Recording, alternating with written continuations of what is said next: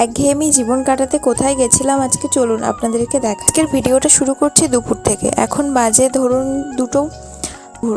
আমি আজকে যাব একটুখানি ঘুরতে। চলুন একঘেয়েমি জীবন থেকে একটুখানি ঘুরে আসি না, একটু কাজের জন্যই যাব। তো যাই হোক, কাজের জন্য গেলেও একটু ঘুরতে যাওয়াই হবে, যেহেতু রিলেটিভের বাড়িতে। এই যে আমি গাড়ির জন্য দাঁড়িয়েছিলাম, তারপর বনগাঁ স্টেশন চলে এসেছি। মাঝে আর কোনো ফুটেজ নেওয়া হয়নি। এটাই হচ্ছে আমাদের বনগাঁ লেডিস কম্পার্টমেন্ট।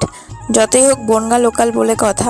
আর আজকে সোমবার ছিল, তো পুজোর আজকে শেষ সোমবার ছিল, তো সেটা ভালোই ভিড় ছিল। আজকে ট্রেনে কী হয়েছে জানেন তো, আমরা তখন ফুটেজটা নেওয়া হয়নি। একজন লোক, বয়স্ক লোকই, প্রায় 45-50 বছর বয়স হবে।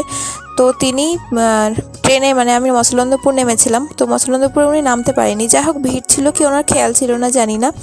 এবার যখন ট্রেনটা ছেড়ে দিয়েছে তখন উনি নামতে গেছে। ভাগ্যিস ওখানে কিছু ছেলে ছিল, তো ওরা জোর করে টেনে উপরে তুলে নিয়েছিল, তাই নাহলে আজকে খুব বড় একটা অ্যাক্সিডেন্ট হয়ে যেত। তো এই যে তারপর আমি আমার অটো পেয়ে গেছি। অটোতে করে আসলাম এক জায়গায়, এসে আবার সেখান থেকে আবার আমাকে অটোতে পাল্টাতে হবে। মানে এই পিসির বাড়িটা হচ্ছে বসিরহাট লাইনে, তো আমাকে এখান থেকে প্রচুর গাড়ি পাল্টাতে হয়। আমাদের বনগাঁ থেকে বাস আসে একেবারে, পুরো একদম বাস বসিরহাট পর্যন্ত যায়, কিন্তু আমার বাসে খুব একটা যেতে ইচ্ছা করে না, অনেকক্ষণ ধরে বসে থাকতে হয়। তার জন্য আমি মসলন্দপুর হয়ে ট্রেন ধরেই এলাম।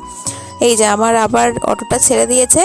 তারপর এই যে এইগুলো কি বলুন তো, এগুলো হচ্ছে মৌমাছির খাঁচা বলে না কি বলে জানি না, যাই হোক মৌমাছি থাকে এখানে। আমি তো ছোটোবেলায় কখনো দেখিনি, তবে এই পিসির বাড়ির এদিকে আসতে গেলেই দেখি এই জিনিসটা এখনও আছে। এই দেখুন, পিসির বাড়িতে চলে এসেছি। তার পিসিদের ছাদে এই যে অনেক গাছ লাগিয়েছিল, এটা হচ্ছে লেবু গাছ, কি বাতাবি লেবু বোধহয়। তারপরে এখানে যে কি কাটা গাছ লাগিয়েছে, তা অনেকগুলো গাছ লাগিয়েছে, তাই সেগুলোই দেখছিলাম। ছাদের উপরে প্রচুর গাছ লাগিয়েছে পিসিরা। আর এটা এই যে কি গাছ কে জানে, কচুর মতো দেখতে, আমি ঠিক জানি না, মানে আমি জানি না তাই বললাম, কচুর পাতার মতো দেখতে। এই অপরাজিতা গাছ। তারপরে এই দেখুন, এটাকে বলে বোধহয় স্থলপদ্ম বা সামথিং কিছু একটা, আমি ঠিক গাছগুলোর নাম জানি না। যাই হোক, গাছের নাম অতটা আমার জানা নেই। তো আপনারা দেখুন, আমি দেখছিলাম এগুলো বেশ খুব সুন্দর। আবার এই কড়িটাও ফুটেছে, এটা হচ্ছে গোলাপি রঙের, আর একটা এই পাশে আছে, এই যে এটা হচ্ছে সাদা রঙের। তো সেগুলোই দেখছিলাম, বেশ ভালো ফুল ফুটেছে কিন্তু।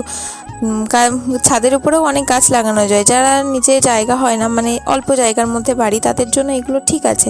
কিন্তু বর্ষাকালে এই ছাদের উপরে লাগালে ছাদের অনেক ক্ষতি হয়। এই যে এটা হচ্ছে আমার দাদার ছেলে, তো যখন আমি এখানে আসি এর সাথে সারাক্ষণ খেলতে থাকি। ও আর আমি, মারপিট খেলা সব কিছু চলে। মানে আমি যে ওর পিসি এই জিনিসটাও ভুলেই যাই, আমিও ভুলে যাই যে ও আমার ভাইপো। যাই হোক, তো আমরা এগুলো করতে থাকি। এই যে ও আবার নতুন একটা জিনিস শিখেছে, টেঙ্গে টেঙ্গে। আমি জানি না জিনিসটা কী, ও সেটাই করে দেখাচ্ছিল।